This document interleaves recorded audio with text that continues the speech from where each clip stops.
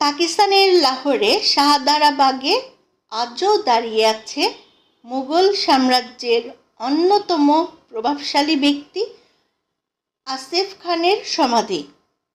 তিনি ছিলেন সম্রাট শাহজাহানের শ্বশুর, মমতাজ মহলের পিতা এবং সম্রাজ্ঞী নূরজাহানের ভাই।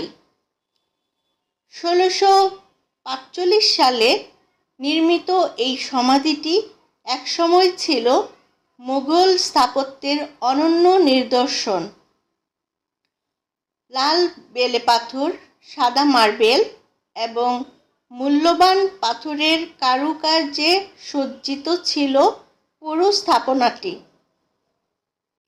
কিন্তু ঊনবিংশ শতাব্দীতে শিখ সাম্রাজ্যের শাসনামলে, বিশেষ করে মহারাজা রঞ্জিত সিং এর সময় এই সমাধি ব্যাপক ক্ষতির সম্মুখীন হয়।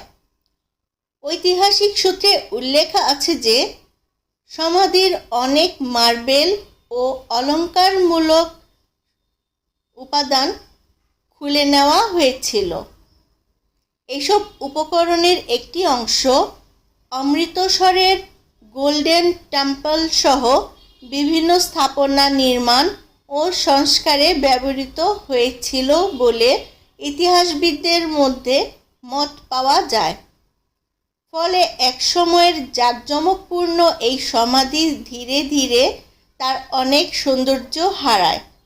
বর্তমানে এটি পাকিস্তানের গুরুত্বপূর্ণ ঐতিহাসিক নিদর্শন হলেও দীর্ঘদিনের অবহেলা ও সংরক্ষণের অভাবে জরাজীর্ণ অবস্থায় রয়েছে।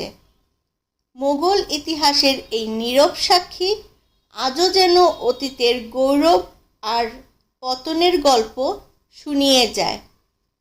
ভিডিওটি ভালো লাগলে লাইক, শেয়ার এবং সাবস্ক্রাইব করতে ভুলবেন না। ধন্যবাদ।